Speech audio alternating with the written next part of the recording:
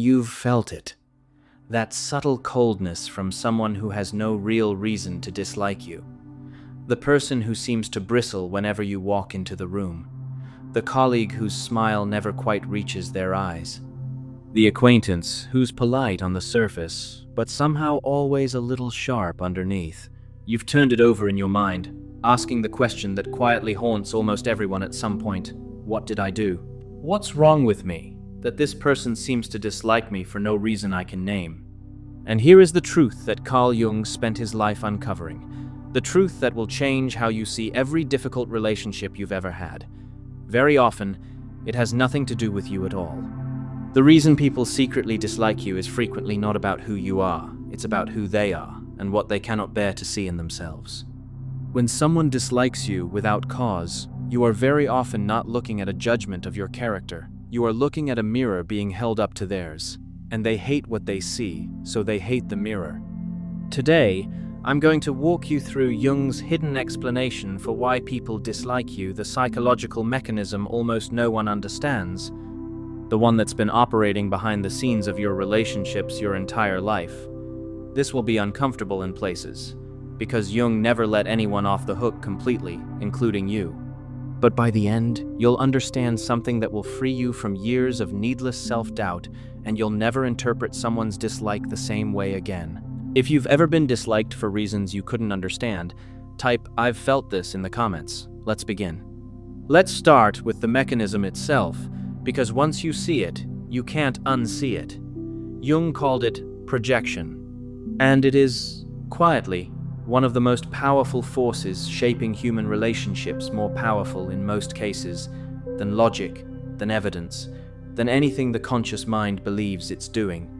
Projection is what happens when a person takes something that lives inside themselves, something they've buried, denied, or refused to acknowledge, and unconsciously sees it in someone else instead. They can't tolerate the trait in themselves, so their mind does something clever and self-protective. It relocates the trait onto another person, where it can be safely hated from a distance. Here is the key that unlocks everything. The traits we cannot accept in ourselves are the traits we react to most violently in others. Not mildly, violently. When someone triggers a disproportionate reaction in you, a flash of irritation, contempt, or dislike that's far bigger than the situation warrants, that intensity is the tell. That's not a normal response to another person's behavior. That's the sound of your own buried shadow being touched. And the same is true in reverse. When someone dislikes you with an intensity that makes no sense, that has no proportion to anything you've actually done, you are very likely watching them react to something in themselves that they've projected onto you. The shadow is a moral problem that challenges the whole ego personality. Jung called this buried part of us the shadow. Everything about ourselves we've deemed unacceptable and pushed out of sight. Our anger, our envy, our ambition, our selfishness, our pride, whatever we were taught was bad and learned to hide. And here's the crucial thing about the shadow. It doesn't disappear when we bury it. It stays alive underground, and it demands to be seen. So it finds a way out through projection. The person who has buried their own arrogance becomes obsessed with the arrogance of others. The person who has denied their own selfishness sees selfishness everywhere they look. Their disowned traits go looking for a host, a screen to be projected onto, and if you happen to be standing there, you become the screen. Now let's make this concrete, because this is where it becomes genuinely useful. Think about what it means when someone dislikes you for expressing a trait freely. Say you're confident, you speak up, you take up space, you're comfortable in your own skin. And there's a person who seems to resent you for it, who bristles at your confidence, who calls it arrogance behind your back. What's happening there? Jung would tell you to look closely, because there's a good chance that person has crushed their own confidence so thoroughly, has spent so many years making themselves small, that seeing you express freely what they've caged in themselves is unbearable. Your confidence doesn't threaten them practically, it threatens them psychologically. It reminds them of the self they abandoned. And rather than face that grief, they turn it into dislike of you. This is why authentic, expressive, fully alive people so often attract a specific kind of hostility. It's not despite their authenticity, it's because of it. When you live freely, when you express the parts of yourself that others have suppressed, You become a walking reminder to those people of everything they've denied themselves. The person who's terrified of their own desires resents the one who lives desirously. The person who silenced their own voice resents the one who speaks. The person who abandoned their own dreams to play it safe resents the one who's still chasing theirs.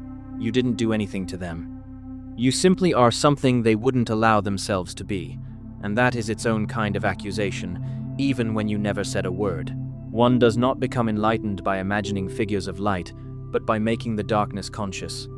So the first liberating insight is this: much of the dislike aimed at you was never about you. It was about what you reflected back to people who couldn't look at themselves. You became the screen for a movie that was playing inside them long before you arrived. And once you understand this, an enormous weight lifts. That coldness you couldn't explain, that hostility that made no sense, you can finally stop searching your own character for the flaw that caused it, because the flaw was never yours. You were just the mirror. But now I have to do what Jung always did, which is turn the lens around, because if I only told you that other people's dislike is always their problem, I'd be handing you a comforting lie. And Jung despised comforting lies. Here is the harder half of the truth. Sometimes people dislike you because of your shadow, the parts of yourself that you can't see, but everyone around you can. This is the uncomfortable mirror. Because projection isn't just something other people do to you, it's something you do too. And here's the trap. Your own shadow, by definition, is invisible to you. It's the collection of traits you've buried so deeply that you genuinely don't know they're there. But other people can see them. They leak out of you in your tone, your micro-expressions, the way you treat people when you think no one's watching, the subtle condescension or coldness or self-absorption you're completely unaware of. You think you're being perfectly pleasant, and meanwhile your shadow is broadcasting on a frequency everyone but you can hear. And people respond to that broadcast, often with a dislike you find baffling because you can't see the thing they're responding to. Until you make the unconscious conscious, it will direct your life and you will call it fate. This is why Jung's work is so demanding and so honest. He won't let you simply blame everyone else. Yes, sometimes their dislike is pure projection, entirely about them. But sometimes it's accurate feedback about a part of you that you've refused to look at. The person who insists that everyone who dislikes them is just jealous or projecting is often using those very concepts to avoid their own shadow. They've found a sophisticated way to dismiss every piece of negative feedback they ever receive. And that, Jung would say, is how a person stays unconscious forever, by explaining away every mirror that tries to show them the truth. So how do you tell the difference? How do you know whether someone's dislike is their projection or your shadow? This is one of the most important skills a mature person can develop, and Jung points toward the answer. Look for the pattern. If one person dislikes you inexplicably, it may well be their projection, their shadow, their movie. But if the same criticism comes at you again and again, from many different people who don't know each other, across many different situations, that is not projection anymore. That is data. That is the world trying to show you your own shadow. And the wise response is not to dismiss it, but to get curious about it. The pattern is the signal. One critic is noise. A chorus singing the same note is information. The honest, mature path is to hold both truths at once. When someone dislikes you, resist the two easy escapes.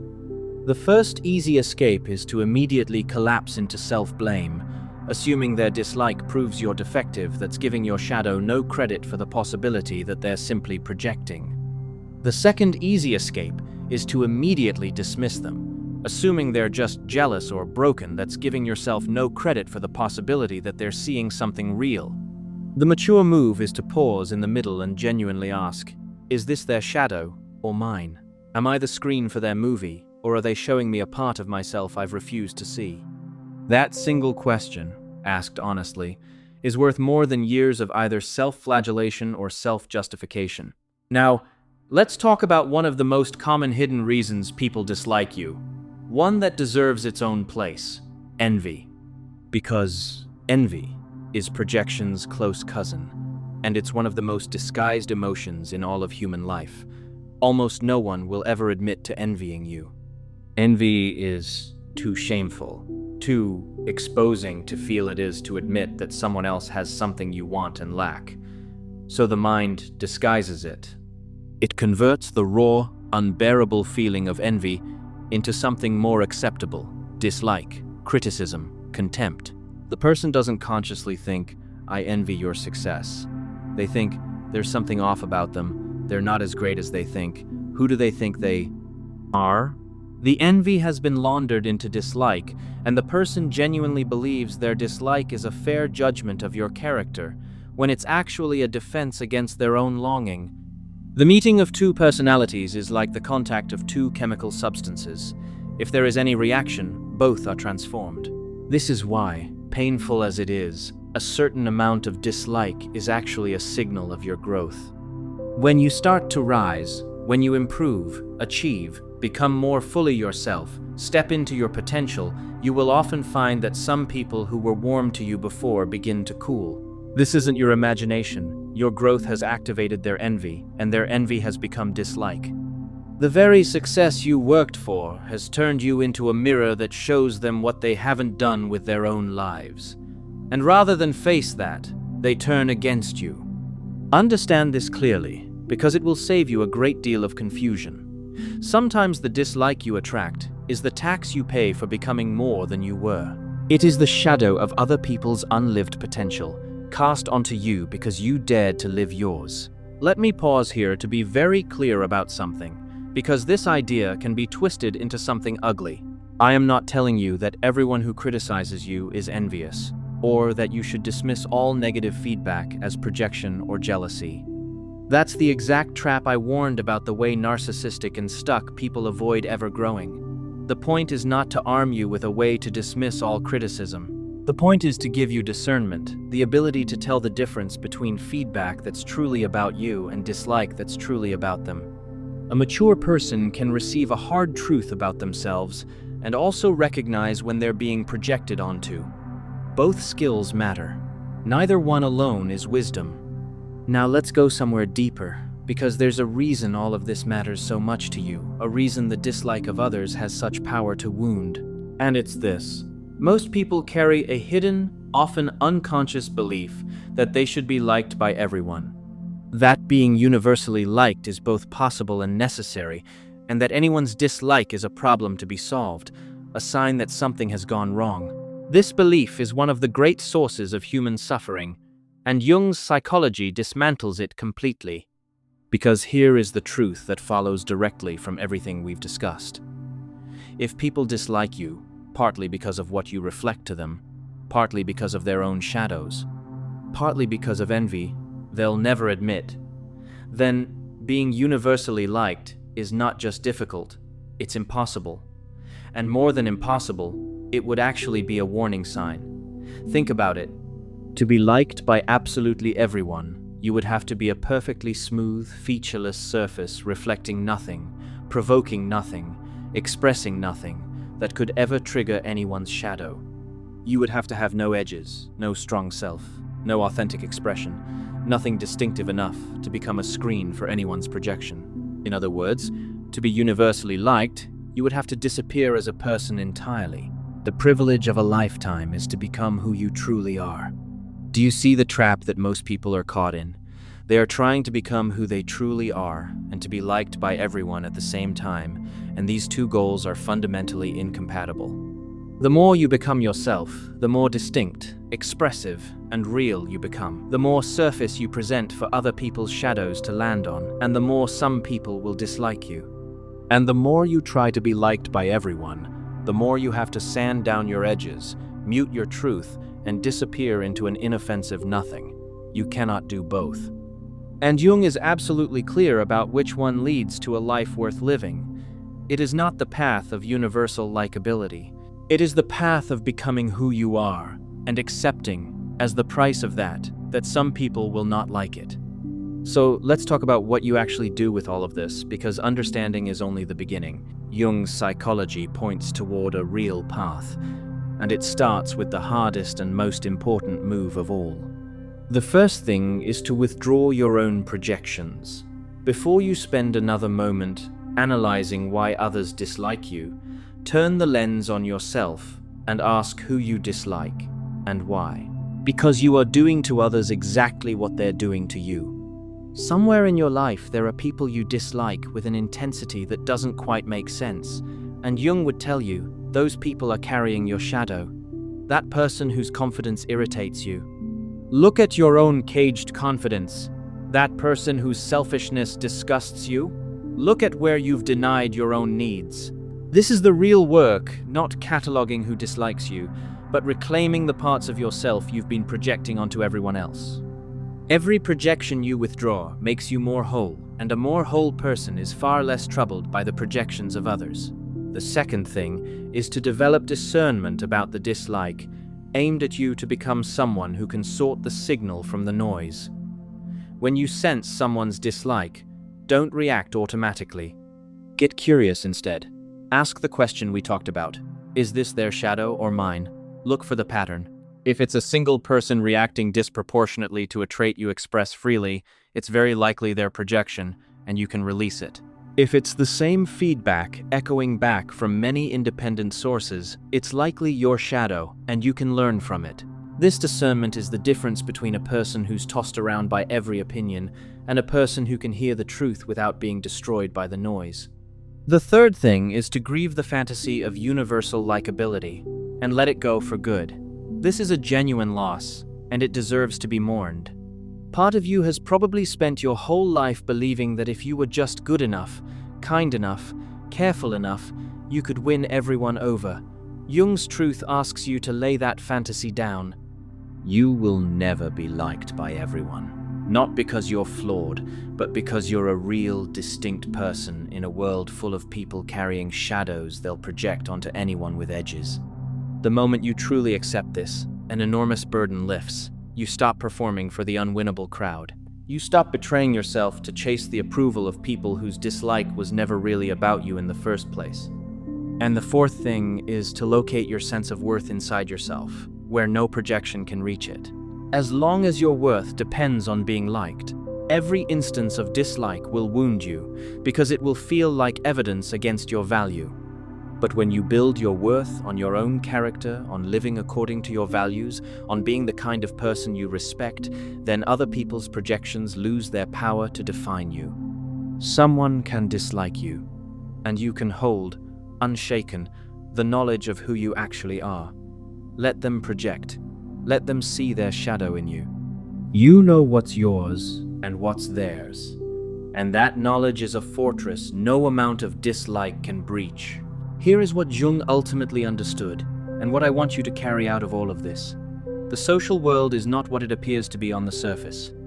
It looks like a place where people respond to each other's real qualities, where being good earns liking and being bad earns dislike, cleanly and fairly. But underneath, it's something far stranger and more human than that. It's a hall of mirrors, where people are constantly seeing their own disowned selves in one another, loving and hating each other for reasons that have far more to do with their own hidden depths than with the person in front of them. Half the dislike in the world is projection, half the admiration too. We are all, constantly, screens for each other's shadows, and once you understand this, you stop taking the whole thing so personally, because you finally see that most of it was never personal at all. This is not a reason to become cynical about connection. Real connection exists. It's what happens between two people who have both withdrawn their projections enough to actually see each other, rather than the shadows they've cast. Those relationships are rare and precious, and they become possible only for people who've done this inner work.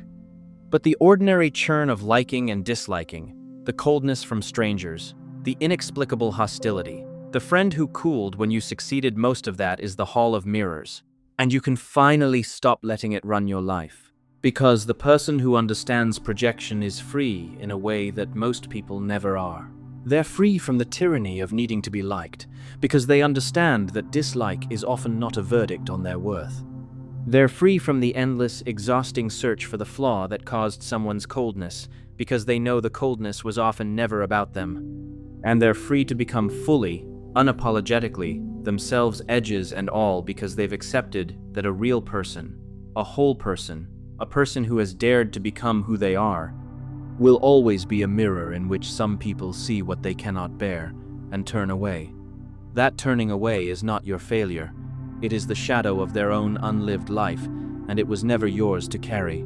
So here is where you stand. You can keep searching yourself for the hidden flaw that makes people dislike you, a flaw that, in most cases, was never there. Or you can understand the truth Jung spent his life uncovering, that you have been walking through a hall of mirrors, mistaking other people's shadows for judgments of your soul. The dislike that confused you, that wounded you, that made you question your worth, so much of it was never about you at all. And the freedom to finally know that has been available this whole time, waiting for you to understand what was really happening. So I'll leave you with the only question that matters. Will you keep carrying the weight of everyone's dislike as though it were the truth about you, or will you set down what was never yours and become fully who you are, mirror and all? If your answer is the second one, drop "not my shadow" in the comments right now. Speak it into existence. Make that promise to yourself. Because the people who secretly dislike you are, so often, not seeing you at all. They're seeing themselves, the parts they buried, the potential they abandoned, the shadow they can't face. And the moment you understand that, their dislike loses its power over you forever. You were never the problem. You were just the mirror. And you are free, now, to stop apologizing for your own reflection.